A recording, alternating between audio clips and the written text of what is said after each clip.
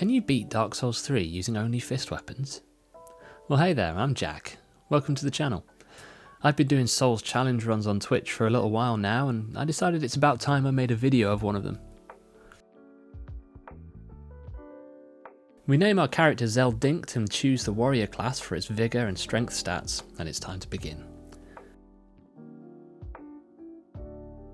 While Zel's waking up from his nap, let me just lay down the ground rules for this run. Only damage from fist type weapons is allowed. I'm going to attempt all the base game bosses. No glitches, mods or exploits are allowed. And so, it's time to start. We unequip all our weapons because we won't be finding a fist weapon until we reach the undead settlement. That means we're going to have to tackle the first two areas with just our bare hands. Let's see how that's going to go.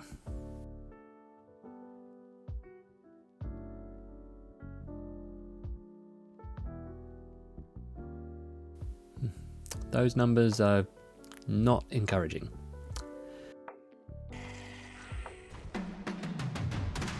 Iudex Gundyr is first up on the roster, so we pull out the coiled sword and just go ham to try and deal as much damage as possible before he fully wakes up.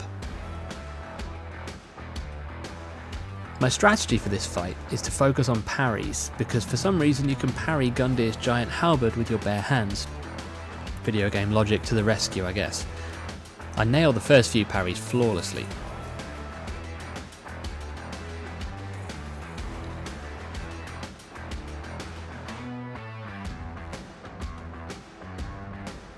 Once I get my eye in, things start to go a bit better.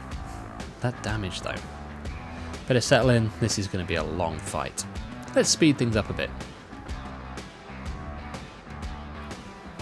I managed to get the parry timing a lot more consistently, and his health bar is going down. Slowly.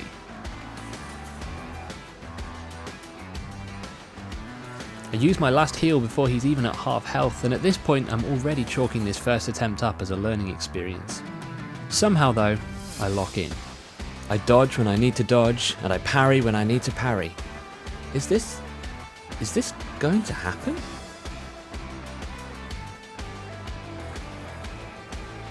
The second phase hits and we discover that staying close to him means most of his attacks can't hit you. He spams his jump attack, which is easy to avoid, and every time we break his posture we get some bonus damage against his squishy parts. Still, this is a long fight. I have to concentrate hard so I don't lose focus, get greedy and take a cheap death. Gundyr's second phase is one that many players see very little of, because even with your usual starting weapons he goes down pretty quickly. Some people in my chat didn't even know he had a jumping attack in this phase.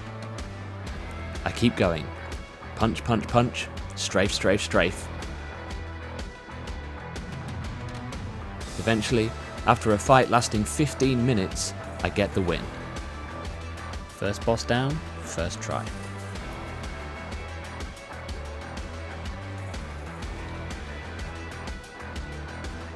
Arriving at Firelink Shrine, I put my levels into Vigour and Endurance, then move on to do the tree skip.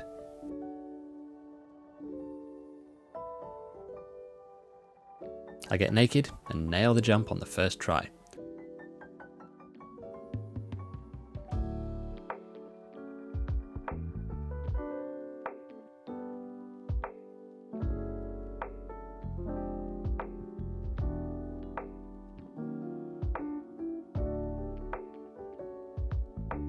I said on the first try!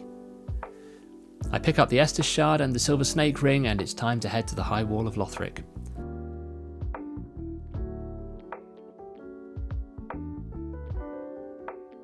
I grab the gold pine resin and head to get the cell key to rescue Greyrat, and also pick up the Estus Shard, escaping flawlessly.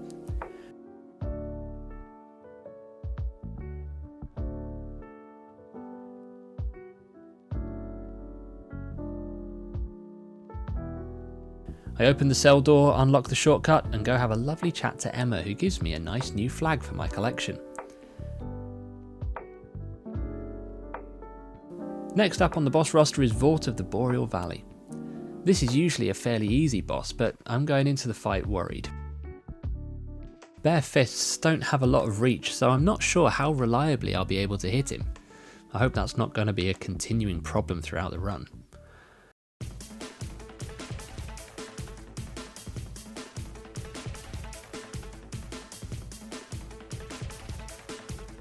The fight begins and...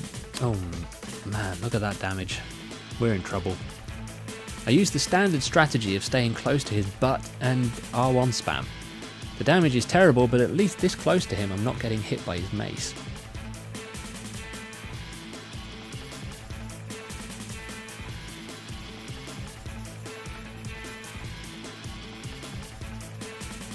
The phase transition comes and he starts charging. This is usually easy enough to avoid, and I run to get the free damage when he starts his breath attack. Since I need to be right up close to him in order to hit him, I can't avoid the frostbite damage. I also discover that in phase 2 the strategy of sticking close to avoid his attacks doesn't work, because apparently his entire body becomes a hitbox at this point. We take our first boss death of the run with Vordt still at half health. I go for a few more attempts. Quite a few more attempts. At this point I spent the best part of half an hour on this fight and I still haven't been able to get him much lower than half health. It's time for a new strategy. I decide to do the unthinkable. I summon an NPC phantom.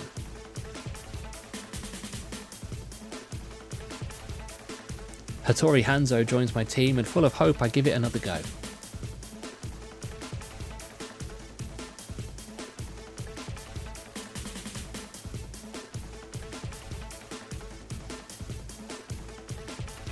Time for a damage check. Okay, that's a bit better than before. I can at least see yellow. Maybe this will work. Maybe not. NPC summons have terrible decision making in this game, and Hattori fails to dodge any of Vordt's attacks. Also, the introduction of some split aggro means that Vordt starts jumping all over the place, making it much harder for me to get in more than 2 or 3 hits at a time. Second phase begins and Hattori is out of heals and also apparently out of brain cells.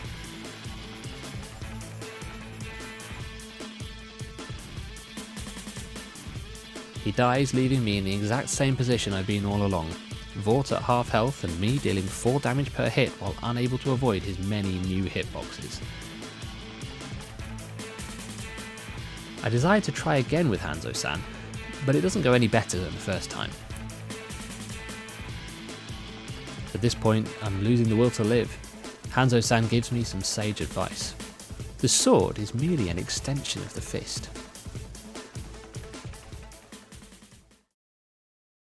I harness the power of my bare fist and form it into the shape and damage capability of a broadsword. Feel free to tell me in the comments if you think this bit of wizardry invalidates the run.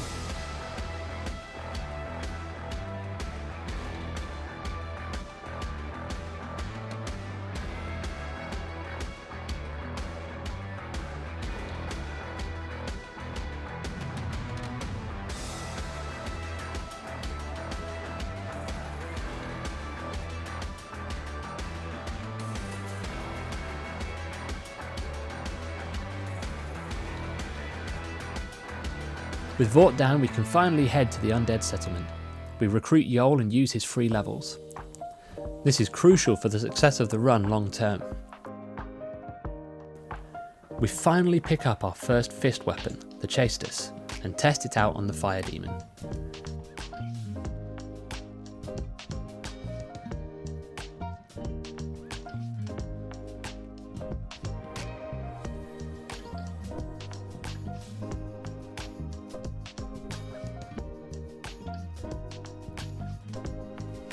Heading back to Firelink, Yhorm has shuffled off this mortal coil, and in his place is Yuria, who sells the weapon which will make this entire run, the Dark Hand.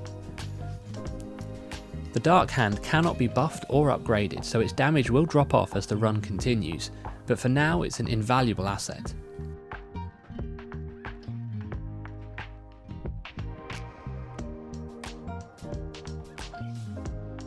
We make our way through Farron Swamp, lighting all the fires and Aragorning our way into the Abyss Watchers fight. I'll let this one play out in its entirety. Enjoy.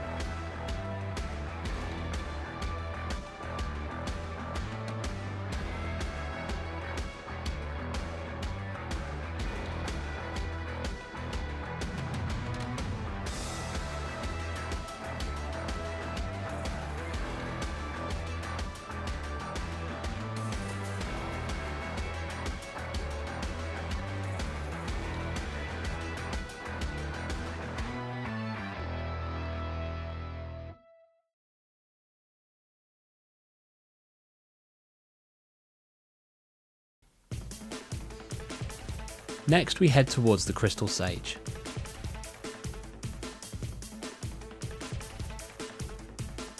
The Dark Hand absolutely melts through its health bar, and we nearly beat it before it can phase transition.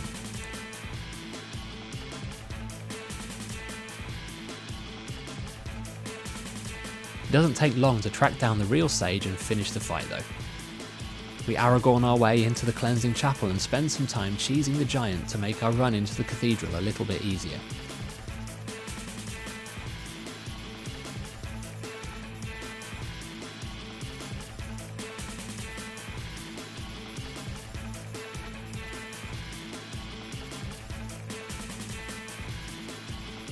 On the way through we grab Lloyd's Sword Ring, which increases our damage when our HP is full, before tickling the ankles of the other giant until he dies.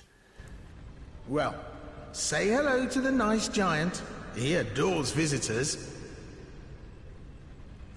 Greg.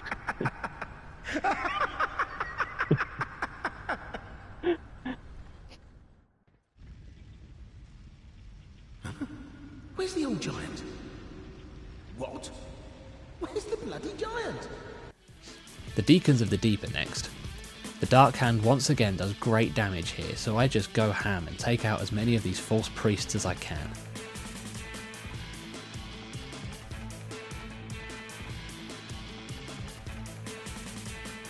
Phase 2 begins as the Archdeacon rises from the floor along with his big fat bodyguards. The big fat bodyguards are pretty tanky and they can heal and buff the Archdeacon, so I try to take them out at the same time as getting damage in on the actual boss.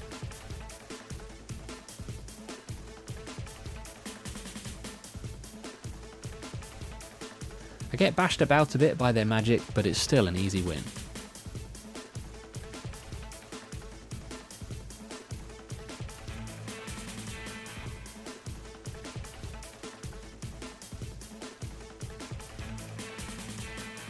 We head down into the Catacombs of Karthus and the Smouldering Lake, where I grab some upgrade materials and cheese the big Dune Worm for an undead bone shard.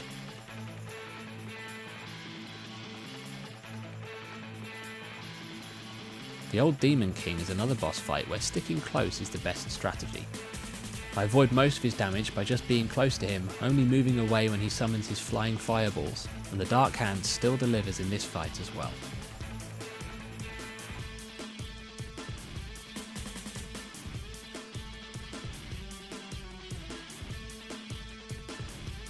When the king's health is nearly gone, he explodes in a last-ditch attempt to stop me.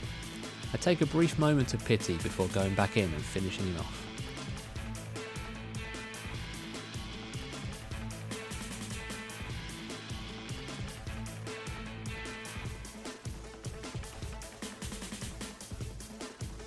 High Lord Wolnir is our next boss. I start flawlessly, completely missing the free hits you can usually get at the start of the fight by going to the wrong hand first. Pro gamer move there.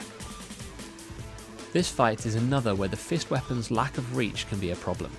It takes me a while to get my positioning right to hit his bracelets, but eventually, one after the other, they all break, and Wolnir is dragged back into the abyss.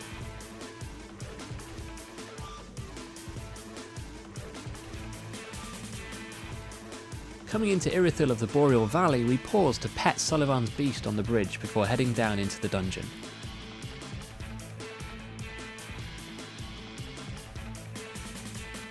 We pay homage to Dark Souls 2 before heading down to our next Lord of Cinder, Yhorm.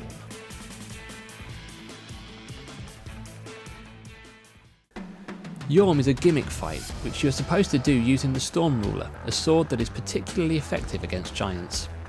I decided this time to ignore the sage advice of Hanzo-san and just use my fists instead.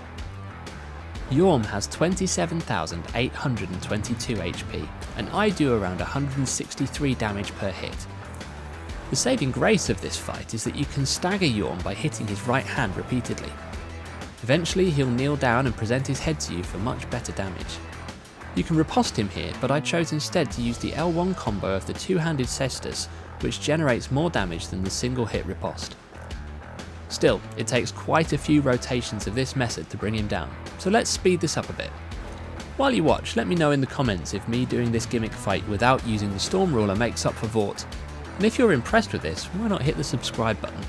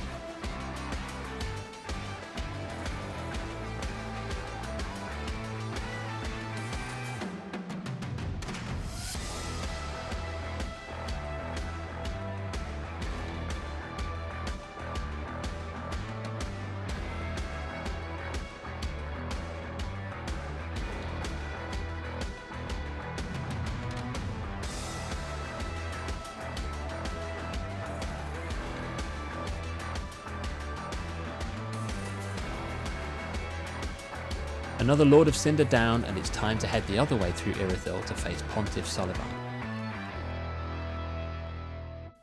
Pontiff is one of those fights which can be really tricky, but can be made easier if you're able to parry him. His attacks with the fire sword can be parried, and I managed to get the first 2 parries to take off half his health right at the start.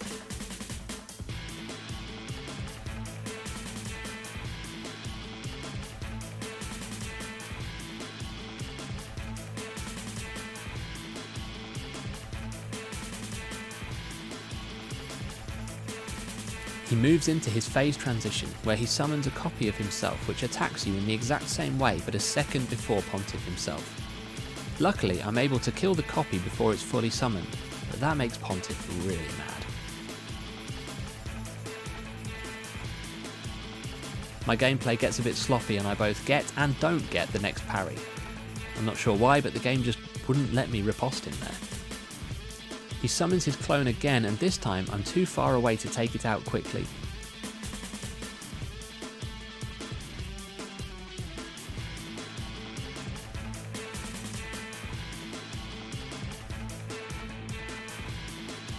I do a subpar job of avoiding both of them, but it's not long before I'm able to take out the clone again.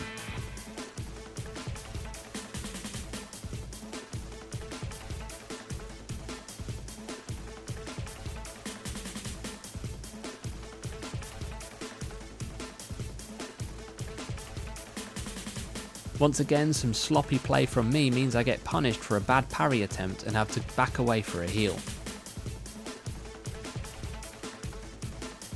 Pontiff takes the opportunity to summon his clone again.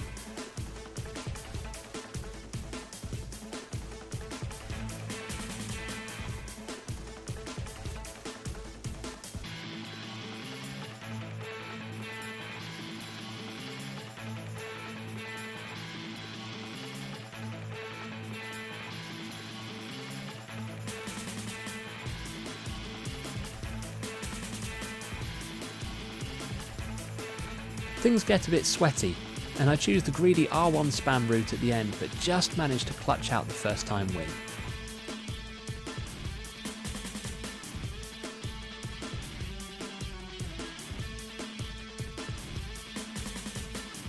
Aldrich is next.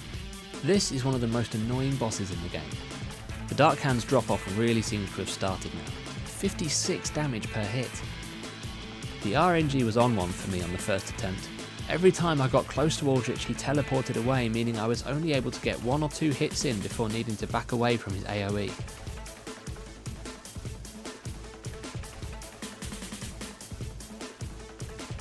I ran out of heals in the middle of the second phase, and Aldrich capitalised on that, taking me out.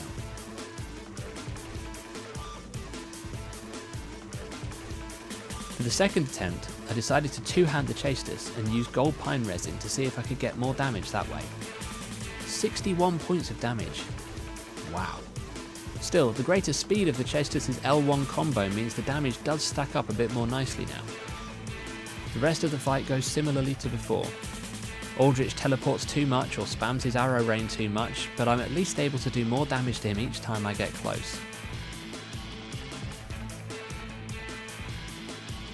He transitions to phase 2 a little early, which is annoying, but nothing I can't handle.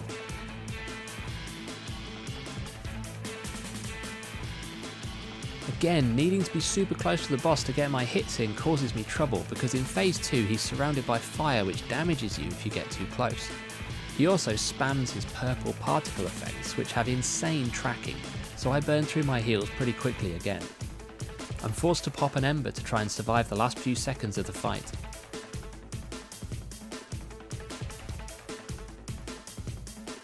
I take a few more hits before finally getting the win on the second try.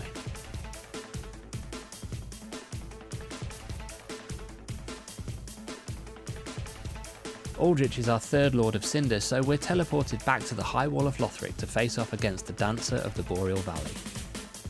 I switch back to the Dark Hand because the Dancer is weak to dark damage. The strategy in the first phase is simple. Stay close to her right leg and take one hit at a time. After all, it's really hard to dance when someone is repeatedly punching you in the knees.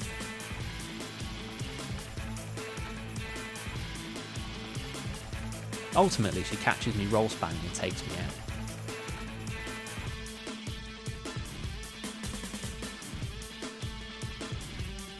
The second attempt goes a bit better. Despite a shaky start where I couldn't quite stick with her right leg and got caught by her sword a couple of times, I'm able to get her to nearly a third health before the phase transition.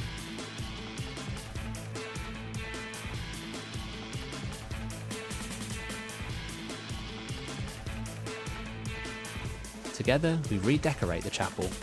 Who needs chairs anyway?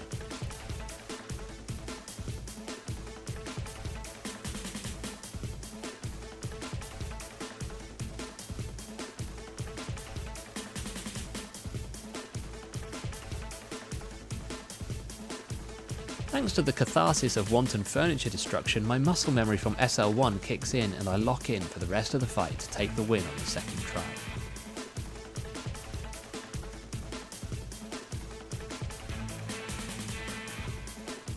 Ah, Oceiros. I've been dreading this fight. I apply gold pine resin because Oceiros is a dragon, and I do my best to stay close enough to hit him. It's not easy because the only parts of him I can reliably hit, and I use the word reliably very loosely, are his knees. I get caught in his frostbite attack because of my L1 spam, which takes off a lot of my health. Something to be wary of for sure.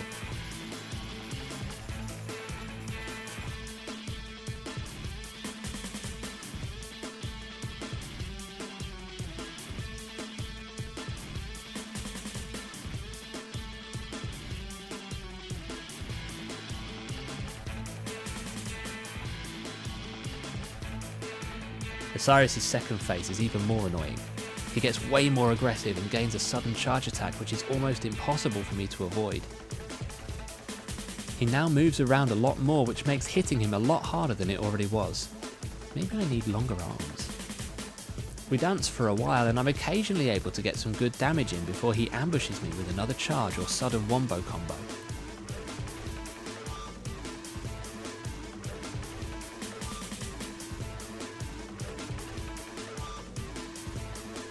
I finally think I have him when he does his breath attack and I have an opening to deal some damage, but my hits just whiff and he nails me with another charge attack.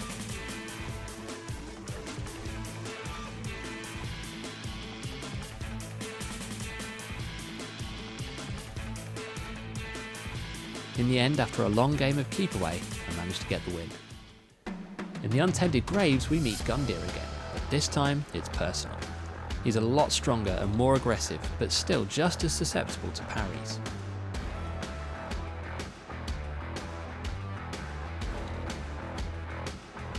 The Dark Hand's damage has really dropped off now, but after nailing the first few parries I'm confident of the win.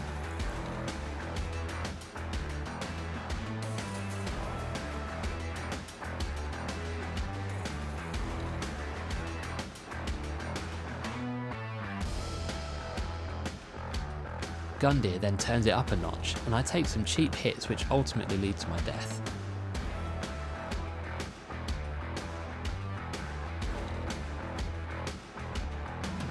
I come back for a second try, this time using the Chastis and parrying with a buckler so I can get the riposte damage with the Chastis.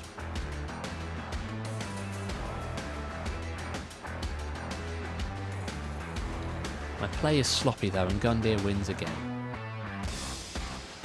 I take a short break to die a cheap death to one of the grave tenders on the run back to Gundyr, but now it's time for the third round. I switch back to the Dark Hand because the Chastis' parry is better than the buckler's.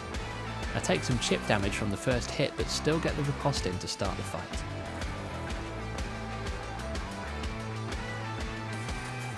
Some of my parries are a bit sloppy but the fight goes my way and I take Gundyr down on the third try.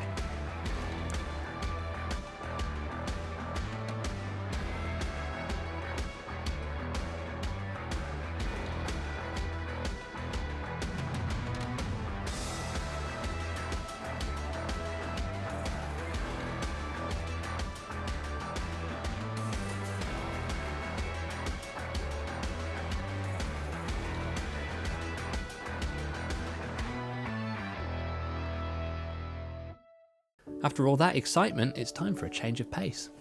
I chose to skip past the Curse Rotted Greatwood earlier in the run, but now I'm back to see if it's possible to cut down a tree with just your fists.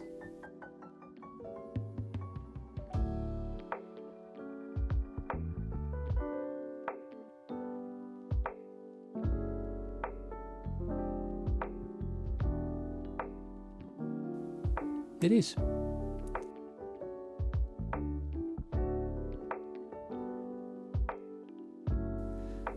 The ancient Wyvern, scourge of the skies, breather of fire, waste of time.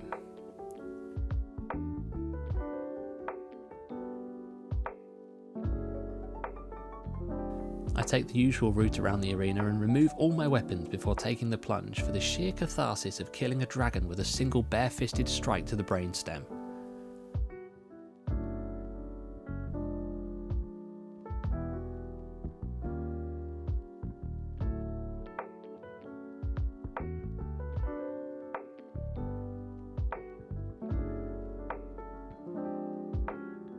Time for Jeff and Sue. The first phase has Jeff riding on his pet wyvern, Sue.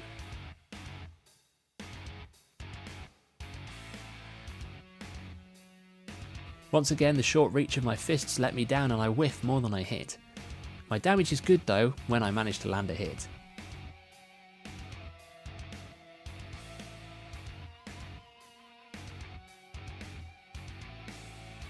I learned quickly that trying to punch a dragon in the jaw while it's breathing fire is somewhat hazardous. While I'm trying to stop, drop and roll to put out the fire, Jeff takes me out with a well-placed strike. On the second attempt, I managed to take down Sue without much trouble. This understandably makes Jeff quite cross.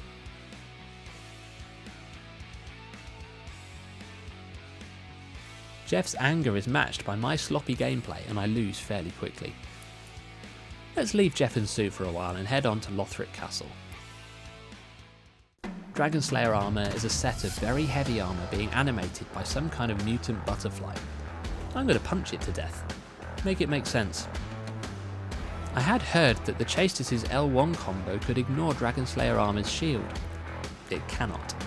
Who else is surprised that a fist bounces off a giant iron great shield? My damage is good though. Gold pine resin once again proves why it's one of the best consumables in the game.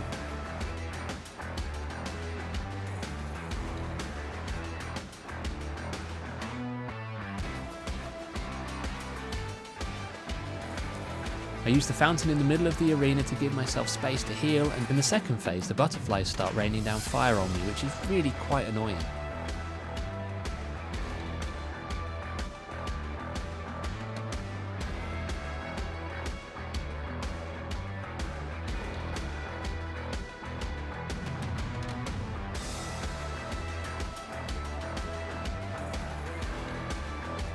Still, I manage to avoid the worst of it, take my hits when I can, and Dragonslayer Armour goes down on the first try.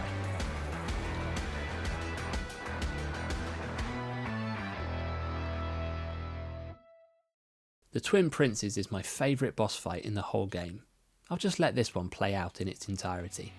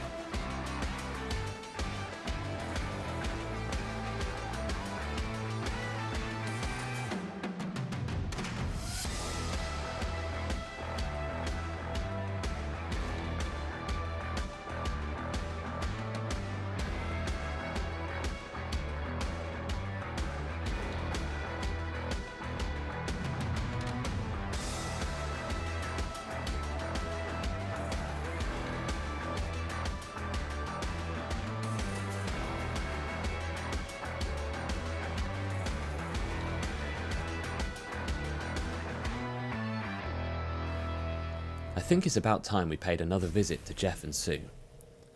This is generally considered to be the hardest fight in the base game, and for good reason. I lost count of the amount of attempts I had at this one. I was almost at the point of giving up, but then my wife said to me to give myself half an hour and see how I get on. I once again used gold pine resin because Sue doesn't like electric shocks. My reach is terrible, meaning I have to be careful about my placement in order to get any hits in.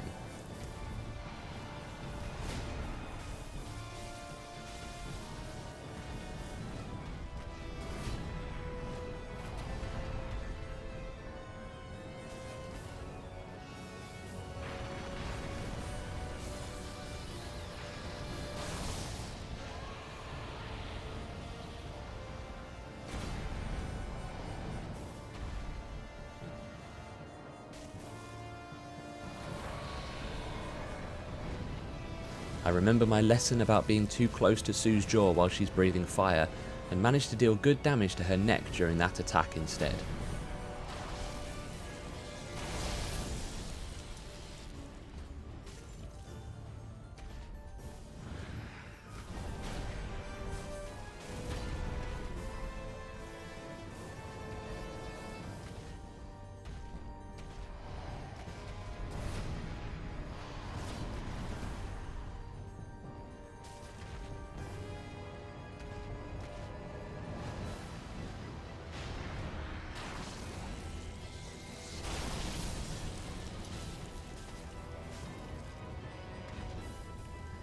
One good thing about failing many times is that you learn, and as a result of my learning, I take down the first phase without taking any damage.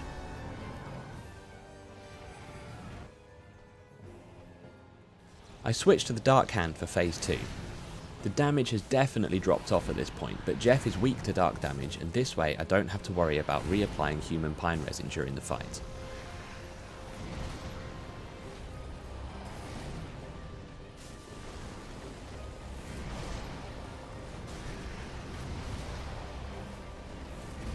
I've learnt his patterns well, but that doesn't mean I don't still make mistakes. Every hit from Jeff takes off so much of my health, so I have to be careful not to miss 2 dodges in a row or I'm done. I play patiently, going for just 1 hit most of the time unless I'm sure I can safely get a second one in.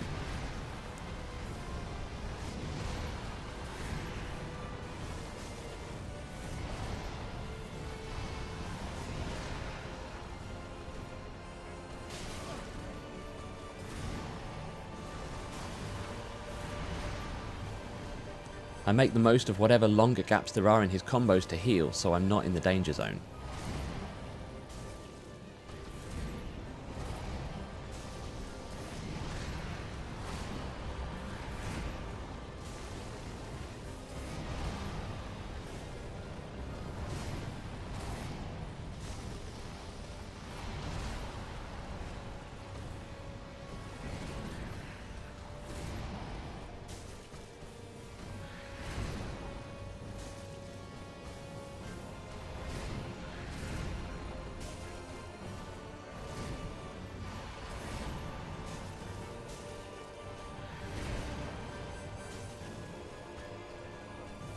When he gets to half health, he starts using lightning miracles and buffing his spear.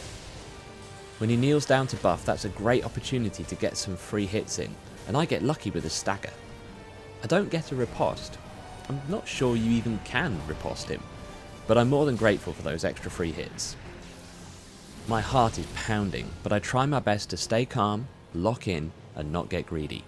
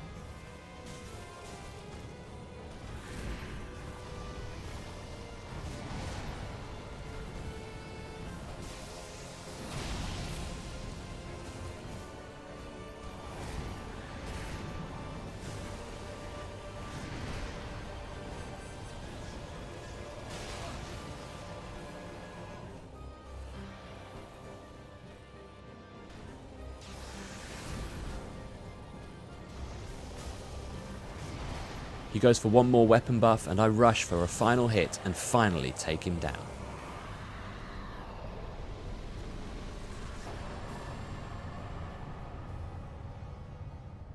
Soul of Cinder is always an interesting boss to face on a challenge run.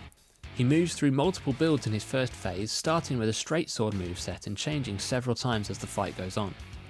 I make a very poor attempt at dodging his attacks in the straight sword phase, spam rolling and doing my best to keep close to him so I can actually hit him. I once again use the chasters with gold pine resin for my damage.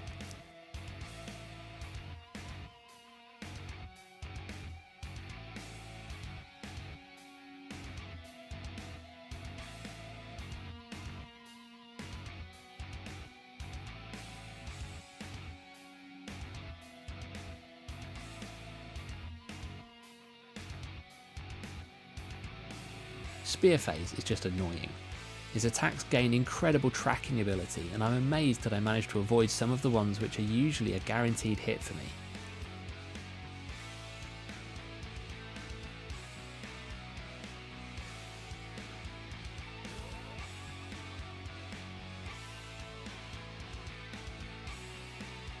When he transitions to his sorcery phase, I go in for some free damage but get punished by his homing magic. Still, this phase isn't too difficult to deal with.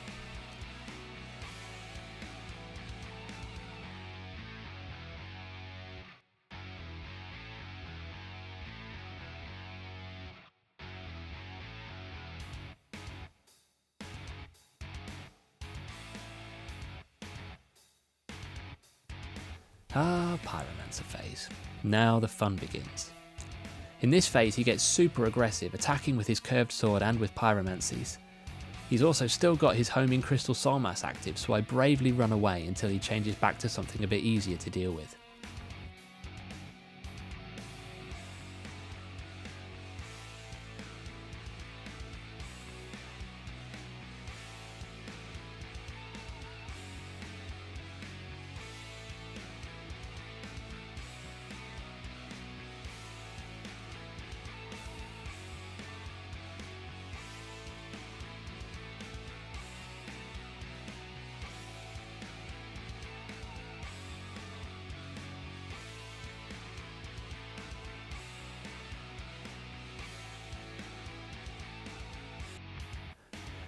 I managed to punish him much better in the second sorcery phase, and since he still has his homing crystal soul mass active in the straight sword phase that comes afterwards, I choose to run away until that stops before engaging again.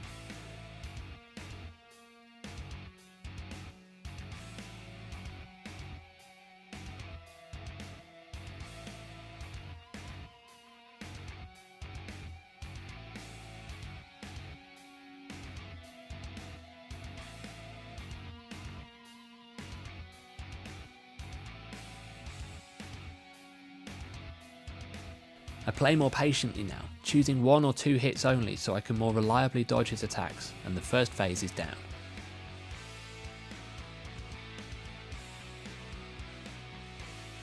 During the phase transition I take the opportunity to heal up, buff with the Chaster's weapon art and apply more gold pine resin. Time to plin plon. The Gwyn phase starts well with me whiffing my first hit and then getting caught in his wombo combo.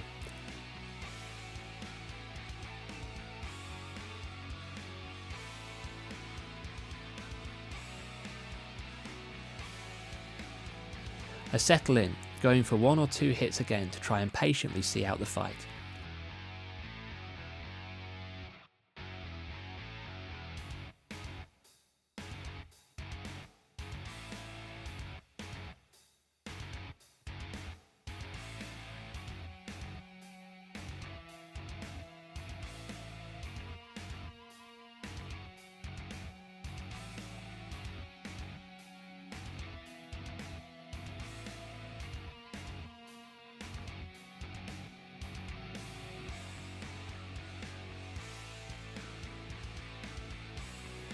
I learn my lesson from the start of the phase and get out of dodge when he's winding up for his wombo combo.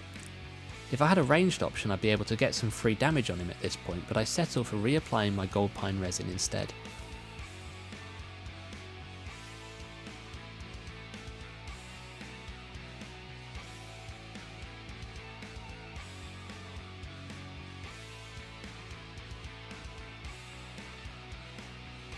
My damage is okay and I make sure to back away when I need to heal. This can be risky because getting too far away from him can trigger his leaping attack. If only this was Dark Souls 1 and I could just bait and parry that.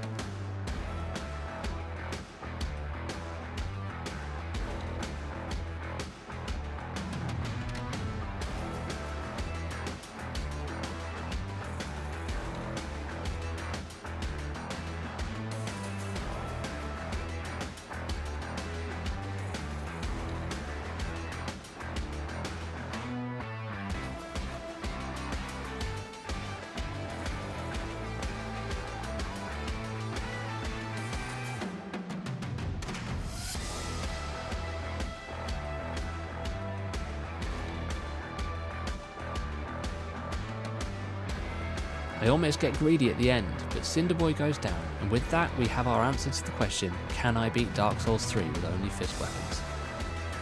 Thank you for watching. If you enjoyed this video, please leave a comment, hit the like button and subscribe to the channel, and I'll see you in the next one.